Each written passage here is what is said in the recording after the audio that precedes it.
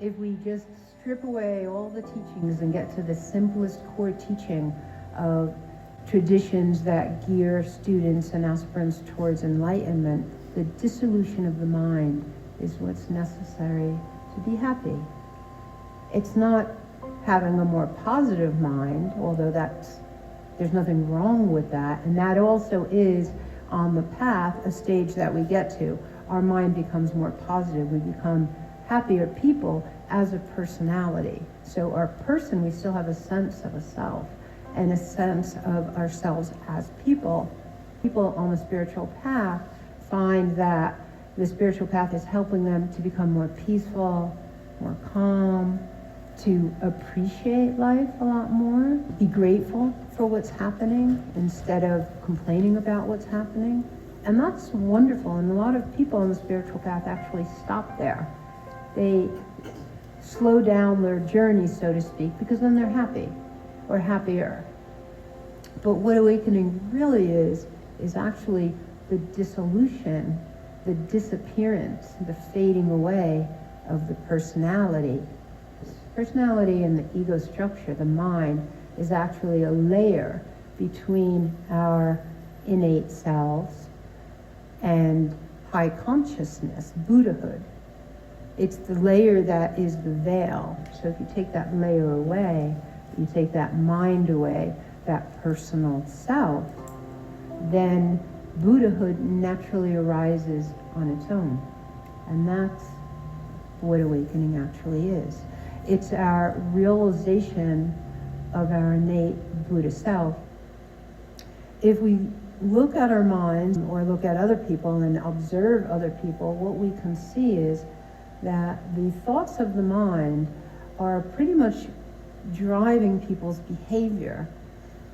There's not a lot of space between what we're doing and the thought itself. It's like we have a thought and we immediately go into the activity that follows that thought. Our thoughts are largely personal and subjective and a result of years of conditioning. They're completely subjective to the experiences that we've had in our lives and previous lives, where now belief systems tell us what is good for us and what is not good for us. But these belief systems are subjective, and these belief systems are often based on either good experiences that we've had or traumatic experiences that we've had. The mind is very much concerned with keeping us safe and keeping us alive. So a lot of what the mind is often telling us is what to stay away from. And that's a fear-based life experience.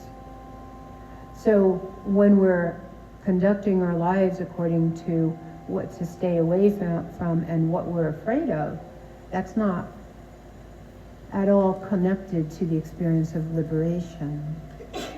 Because liberation is the experience of being free of fear.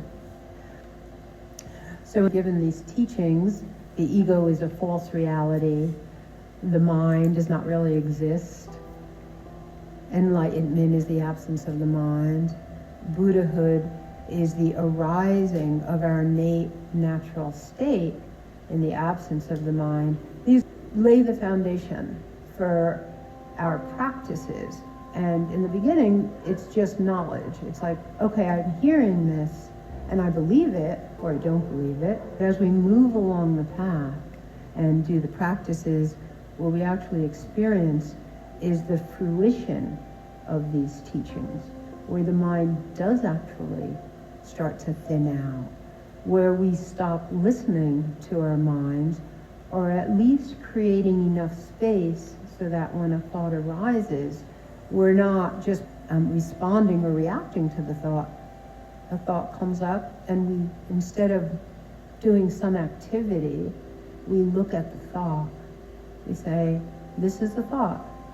Where does this thought come from? As soon as we do an inquiry that says, where is this thought coming from? It's revealed, our mind will reveal to us.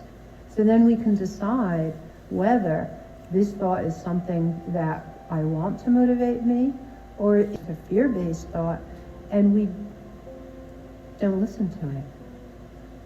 Enlightened beings don't really listen to their personal mind anymore. They're just actually not interested in it anymore. If we actually stop listening to the personal mind, our lives will get better. We won't become like zombies or act like, not do anything all day or just sit on the couch all day. Our lives will be guided, but they'll be guided in a more authentic way, in a more compassionate way, not only compassionate to others, but compassionate to ourselves. Because although the mind is trying to kind of keep us alive and help us survive, it's also very critical. And a lot of people are very tortured by their minds. We just look at our culture. We have continuous and enormous distractions to get away from this feeling of anxiety or stress or not feeling good about ourselves. That's happening to us all the time. We're a very competitive culture. We're competitive with each other. We're often driven to feel that we need a certain amount of wealth because we feel that wealth will create safety for us. And the pursuit of wealth becomes very competitive also. So if we just look at culturally what's going on in our world, there's a lot of signs that we are dysfunctional as a culture, as a group of people. We're a social species, and yet we have difficulty socializing.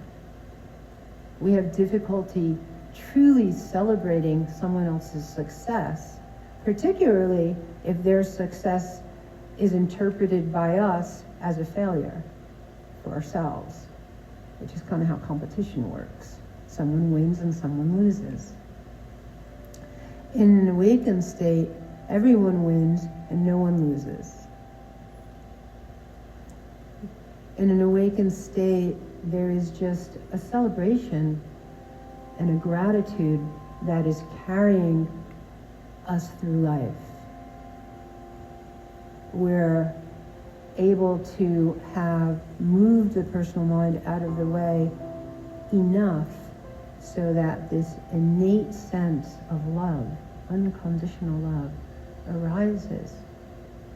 And we find or rediscover, because we have this as children, this kind of wonder about the world, this kind of appreciation for the life that we're given.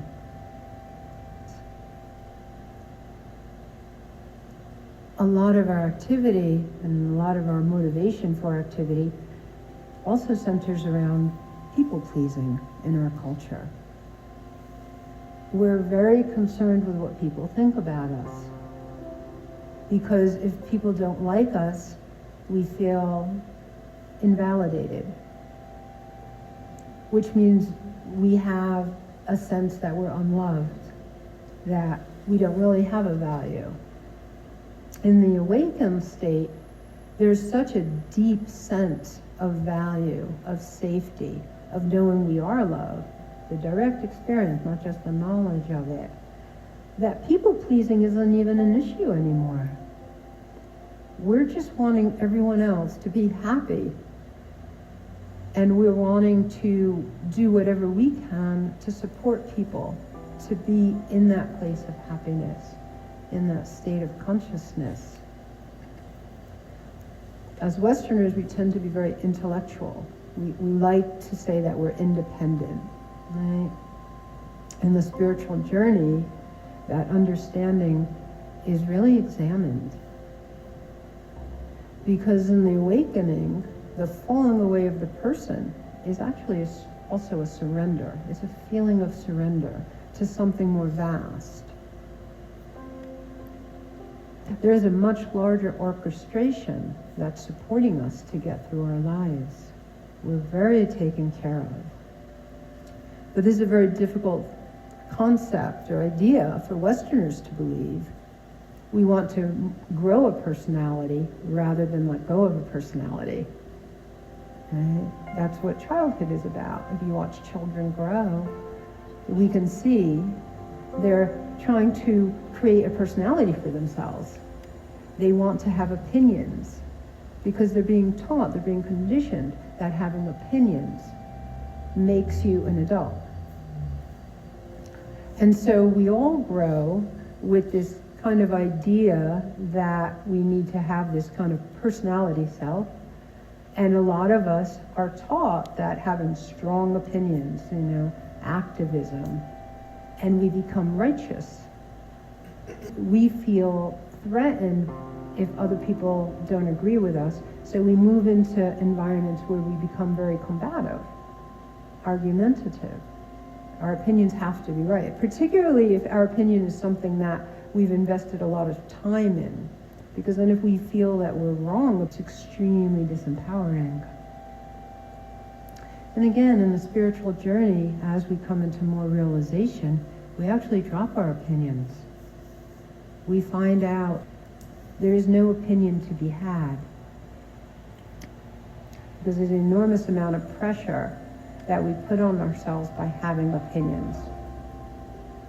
We have to hold on to those opinions then and fight for those opinions. And that's really a very debilitating way to live, energetically, psychologically, emotionally.